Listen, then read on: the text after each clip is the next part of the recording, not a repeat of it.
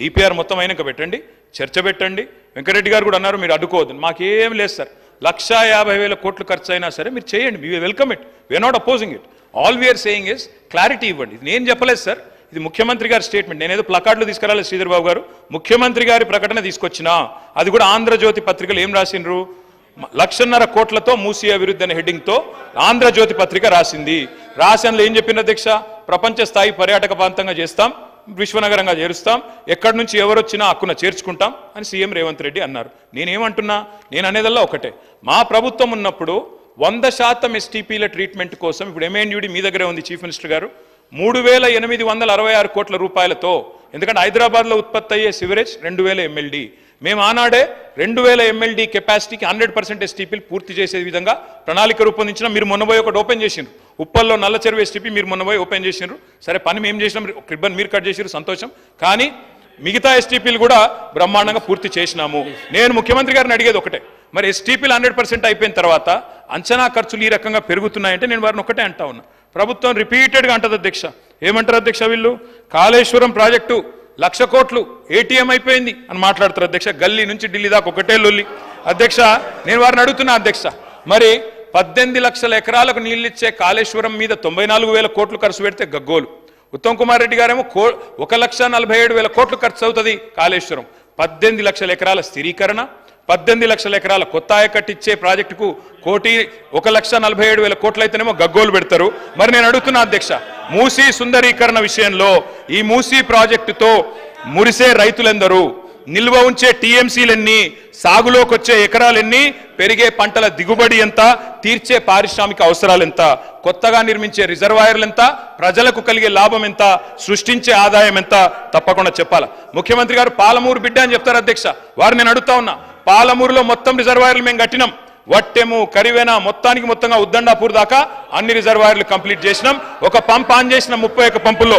ముఖ్యమంత్రి గారు నేను అడుగుతున్నా, చివరి దశలో ఉన్న ప్రాజెక్టును కోల్డ్ స్టోరేజ్ లో పెట్టకండి, ముందుకు 5 minutes లో కంక్లూడ్ చేస్తాను, వాళ్ళు డిస్టర్బ్ చేస్తున్నారు సార్. అధ్యక్ష నేను అడిగేది ఒకటే, చివరి దశలో ఉన్న ప్రాజెక్టును పక్కకు పెట్టి కోల్డ్ స్టోరేజ్ లో పెట్టి పాలమూరు బిడ్డలకు అన్యాయం చేయకండి. లండన్ చేస్తారా, న్యూయార్క్ చేస్తారా, థీమ్ పార్క్ చేస్తారా, థేమ్స్ చేస్తారా, మీ ఇష్టం. కానీ దాని వెనుకున్న థీమ్ ఏందో, బ్యాక్గ్రౌండ్ లో జరుగుతున్నదేందో తెలంగాణ సమాజం గమనిస్తున్నదనే విషయం మర్చిపోకండి. అధ్యక్ష మూసీతో పాటు మానేరు రివర్ ఫ్రంట్ కరీంనగర్లో 60% పనులు పూర్తయినాయి, దాన్ని కూడా దయచేసి కంప్లీట్ చేయాలని చెప్పి గౌరవ ముఖ్యమంత్రి కోరుతా ఉన్నా. కరీంనగర్ జిల్లాకు మంచి మేలు జరుగుతుంది శ్రీధర్ బాబు గారు, మీరు కూడా అక్కడ మంత్రి దయచేసి ఇన్వాల్వ్ కావాలని కోరుతా ఉన్నా. అధ్యక్ష కేంద్రం నుండి నిన్న మా సర్పంచులు వచ్చినారు సార్, మా సిరిసిల్ల సర్పంచులు అందరూ వచ్చినారు, సిరిసిల్ల జిల్లా వేములవాడ నుంచి, అదేవిధంగా మా సిరిసిల్ల నుంచి.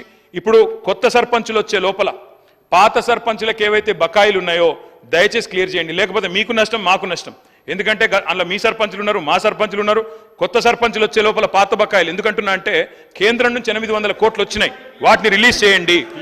Concluding sir, I'm concluding sir. NHM నిధులు 800 కోట్లు వచ్చినాయి, వాటిని కూడా రిలీజ్ చేయండి. మీరు మాట ఇచ్చిన విధంగా ఎల్ఆర్ఎస్ 25 లక్షల మందికి ఉచితంగా అమలు చేయండి.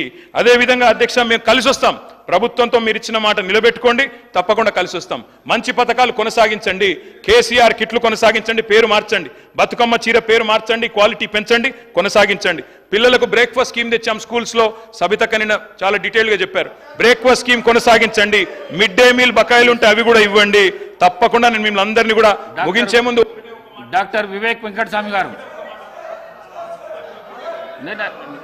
ప్లీజ్, చాలా టైం అయిపోయింది.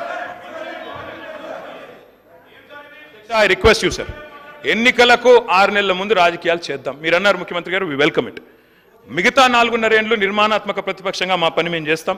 ప్రజలు మీకు అధికారం ఇచ్చారు, చిన్న వయసులో మంచి చేయండి, ప్రజాస్వామ్యంలో ప్రజలకు సేవ చేసే అదృష్టం మీకు కలిగింది, తప్పకుండా we will support you sir. కానీ దయచేసి మేము మా పార్టీ తరఫున ముగించే ముందు చేసే విజ్ఞతల్లా ఒకటి, మా మీద కోపం ఉంటే మమ్మల్ని తిట్టండి, కానీ తెలంగాణ కోసం దయచేసి కలిసిమెలిసి కలబడి నిలబడి పోరాడిన పార్టీని అవమానించకండి, ఉద్యమంలో ఉదయించిన మా పార్టీని అవమానించకండి. కొట్లాట అనేది మా డిఎన్ఏలో ఉంది, తప్పకుండా కొట్లాడతాం ప్రజల పక్షాన. ప్రధాన ప్రతిపక్షంగా మీరిచ్చిన ఒక్క మాట కూడా ఎక్కడ మోసం జరిగినా తెలంగాణ ప్రజలకు మౌనం వహించం, సహించం, భరించం. ప్రాంతం వాడు మోసం చేస్తే ఈ ప్రాంతంలోనే పాత్ర పెడతామన్న కాళోజీ మాటలు వారికి గుర్తు చేస్తూ జై తెలంగాణ. డాక్టర్ వివేక్ వెంకటస్వామి గారు, గౌరవ ముఖ్యమంత్రి గారు.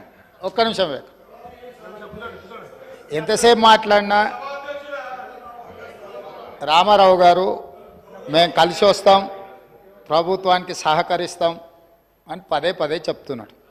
నేను వారికి ఒకటే సూచన చేస్తున్నా, మీరు కలిసి వస్తారా లేదా అని